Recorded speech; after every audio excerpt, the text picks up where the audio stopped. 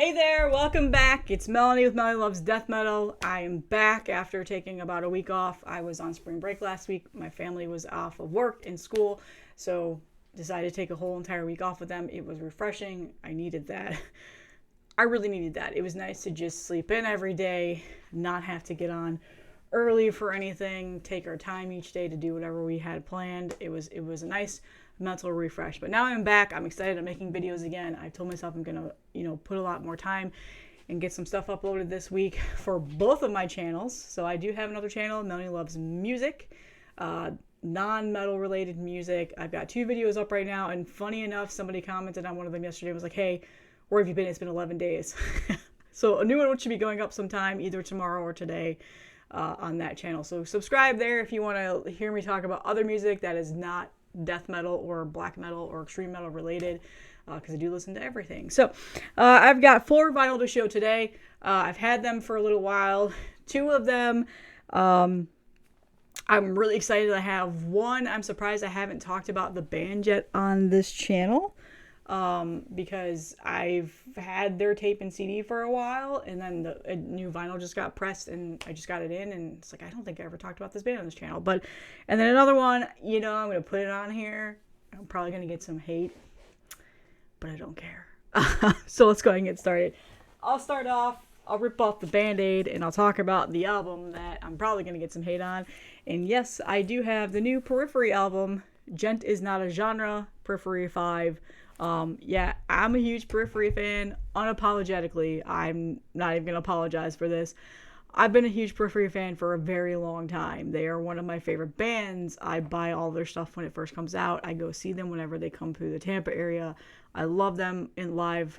They're just a fun group of guys. I think they're very talented musicians, and I just love their music. It's a lot different than what I normally listen to, and yes, it definitely has a lot of that metalcore vibes to it, which you guys are probably shocked about. This is probably one of the few exceptions where it comes to that kind of music that I'll make in its periphery, but they definitely have got the heaviness in here, the screams, and like the very heavy chunky riffs, or the genty riffs, but they definitely have swayed away from that like persona that they've had from their earlier releases, and they've gotten a little bit more proggy, which is what I really enjoy. Longer songs, proggy songs, which they've had on past albums, but now they're kind of getting more into like the, I guess, like poppier side. I don't know, it's hard to explain like what kind of music Periphery is. I don't really need to talk about it anymore, because literally there's probably like 5 people that watch these videos are gonna be like, yeah, Periphery rules. But yeah, I got the album. It's a gatefold. It's a double vinyl. Printed in your sheets with lyrics in these images. And then I got the like purple black ice splatter, whatever the hell it was called. I just know that this variant is sold out, but there's about 15 other variants that you can buy, and I'm pretty sure other distros and stuff like that have it too. I don't know. But anyway, Periphery, one of my favorite bands. I figured I'd just show it. Yes, I do have it. A couple people did ping me on Instagram. I was like, hey, have you heard it yet? What do you think? I know that you're a big Periphery fan, and so here you go, people. I do have it. Yes, I got it late, like about a week after the release. I was kind of annoyed by that. It was coming from Orlando. I live in Tampa. Generally, anything that ships from Orlando, I get it the very next day, but it sat there for a while. So yes, one of the C and D vinyl, the second vinyl, is slightly warped, which is kind of annoying. So it's probably sat in a warehouse in Florida, which is hot and humid. Not today, but has been for a while now. But yeah, I don't know what that was about. It came from District Lines. I don't usually order from them. I don't really know a whole lot about District Lines. But yeah, I was kind of annoyed by that. Also, I'm sure you can probably hear my cat howling, because it wouldn't be a Melanie Loves Death Metal video without one of the animals being loud and annoying. Okay, so all right, the next thing I have is what I was just talking about in the beginning. Is I'm surprised I haven't shown this off yet, but the vinyl finally got released through Headsplit, and I picked it up and got it. And this is the new Sadistic Drive album, Perpetual Torture, that came out last year. Finnish death metal band. This is their second full-length release. The only full-length I've ever heard. I have not heard their first full-length, so I don't know if I like it or not. This is the first time I'd ever heard of this band, is when I saw that the tape and the CD were released on Headsplit last year. And my hair is just driving me nuts today. Sorry guys, I'm really out of practice on recording videos. So I picked up the CD last year, loved it. Don't know why I never talked about it on here. Kind of forgot about it, put it back on the shelf, and then somebody asked me if I had the tape because I think they sold out. It's like, yeah, actually I did buy the tape too, and I sent it to them like, here, you can just have it because I already had the CD. Well, then they pressed the vinyl and released it. So of course I snagged it because this is a great album and I really wanted it on wax. So now my CD is probably going to go to another friend who will want it. But I got the purple one. I think there was also black. Not too sure if these are sold out. The last I looked, they were not sold out. And if you're wondering what kind of death metal this is very much Cannibal Corpse worship. It is very much the old school sounding Tomb of the Mutilated and Butchered at Birth Cannibal Corpse sounding death metal. It's fun, it's old school sounding, and they do it very well. It is very well done. Cannibal Corpse worship in the Finnish death metal vein, I guess you could say, because they're from Finland. So yeah, I really like the aesthetics of this album in terms of the design of it being purple and black and just how they have that. So the purple vinyl goes really well with the cover of this. So that's really the only reason why I picked up purple, because for that reason. Otherwise, I would have been happy with black too. If black was the only option, I would have gotten it either way. So yeah, Sadistic Drive, second full length. Check them out. Again, I'm not too familiar with their first one, so if anybody has any thoughts on there, probably go look for it and check it out and see. But this came out last year, and I think it was a bit of a sleeper on some people's radars. And again, sadly, I forgot about it. I wish I had talked about it then, but it's a great album, so check it out. Okay, and then the final two records are from the same band. I got this off the $20 bin distro, and before I show them off, I just want to say one thing. I made a podcast, I don't know, a couple weeks ago, second episode of my podcast, and at the end I talked about the New Majesties album. It's a very melodic death metal album, and I mentioned how I'm not a huge fan of melodic death metal. I still stand by that, but then realized afterwards there are still quite a few melodic death metal bands that I absolutely love. And one of them is being this band I'm about to show, and then, you know, I guess you consider Black Dahlia Murder, Carcass. So I don't hate all melodic death metal. There's just the big name bands that people generally associate to the genre I'm not a huge fan of. So like At the Gates, Dark Tranquillity, In Flames, all that stuff. But there are some melodic death metal bands that I absolutely love, and this is one of them. So these are reissues. Sadly, I have not been able to find the reissue for their first album, but this is Gates of Ishtar, which I don't think I need to talk about at all. The Dawn of Flames, their second full length that came out in '97. A Blood Red Path is obviously an amazing album as well, and I don't know if that got reissued or not around the same time. I haven't been able to find a copy of that, and the prices of them on Discogs are stupid.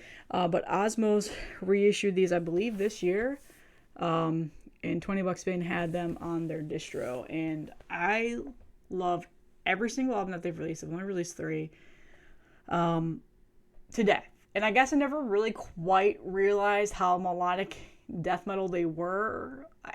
When I was younger, I didn't really like associate that sound. But now that I'm older, I get it. But again, I love these albums. So, you know it's an Osmos release because it's got the crappy plastic sleeve. But I got like the orange cloudy. I think this was the only one that $20 bin had to offer. I don't know if they pressed any other colors or anything like that. But yeah, sounds great. I was super excited when $20 announced that they had this in their distro. I was like, I really shouldn't, but I'm gonna, because these are gonna sell out and then they're gonna be hard to find again. And Osmos can be kind of a pain in the ass to get sometimes when they reissue things. So I just grabbed it. So printed inner sleeve too. I'm gonna just use the crappy plastic thing, but yeah, there's lyrics, some nice titties, and yeah, it's also a gatefold, so it's a really nice pressing. And it has a story in here, pretty much about the band and like how they were formed and how they released their first album on Spine Farm Records, and which was a Blood Red Path, and it goes into detail about everything about the band. And yeah, it's kind of cool. It's a really cool liner note. But yeah, as you know, they're no longer together anymore. They're not making music anymore. But yeah, it says they're active still.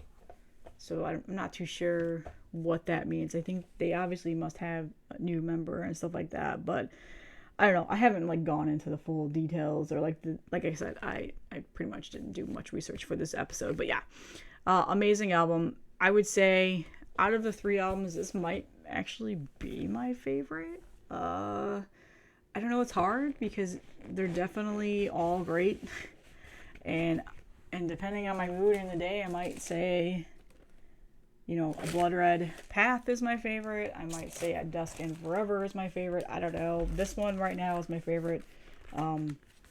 So we're going with it. So there's this one. And then the next one, I'm sure you can guess, because I pretty much already gave it away, is I also picked it up because they had it, and this is A Dusk and Forever. I have to look. I have it up right now. This isn't the original artwork? Yeah. No, this isn't the original artwork. So it looks like they changed the artwork. I don't think the other one was either. I don't know. Again, I'm not going to act like I know the whole entire story. Yeah. Okay. So the original artwork was for the Dawn of Flames. The original artwork was the titty video picture. The titty picture that I showed for the inner printed sheet. And then I have a funny feeling that's the same for this one. So yeah, they changed the artwork around. I don't know if we'll story around it, whatever. Somebody will mention it in the comments and be all know-it-all and be like, fuck you for not knowing. But I don't claim to be an expert on everything. So anyway, this is the Blue Album, as I like to call it. Another gatefold. Pictures of the guys, and then more of a story. So this is the final part of the story. I don't have the first part because the first part was pressed in the first album. So again, they must have reissued it sometime, maybe in 2017. I know Century Media reissued this in 2017, so maybe it's in that one. I don't know. I'm on the hunt. That's what I'm hunting for right now. If anybody knows where I can get it, let me know. But as you guys know, Oscar and this band passed away, and I think that might be one of the reasons why they haven't made a new album. He passed away in 2016. I think they did get a new drummer though, to at least perform live stuff. So I don't remember. So here you go. That's the original. No, that's not the original artwork. Well, it might be one of the original artworks. I don't know. Of the printed inner sheet lyrics. And again, it's one of those things, but I'm just going to keep the vinyl in the crappy plastic sleeve. In fact, I used to have this on CD, and I feel like that actually might be the original. I don't know. I could probably, read more about this, but again, somebody will correct me. Tell me in the comments. That's their favorite thing to do. And then this is a cloudy blue, clear blue. This one looks awesome. It looks so good. I love that one. So yeah, again, I think this album is great too. I really love this album. I was happy that 20 Buck Spin had these. They might still have them in stock. They did last time I looked, because I was just there the other day looking to see if they had the Immortal slipcase vinyl in stock, which they did still. And then also to check out the new band that they just announced on Friday, which is fantastic melodic death metal. I need to pre-order that. But yeah, last I checked, they still had these in stock. So that is all that I have today for vinyl. One that'll probably piss people off just because it's Peripheral, but whatever. And again, I'm back. I do have a ton of Black Metal Monday releases stacked right there that I'm going to record this week and upload next week on Monday, so be on the lookout for that. And then I'll do some other stuff. I don't know. I got some stuff coming. So see you guys in the next one.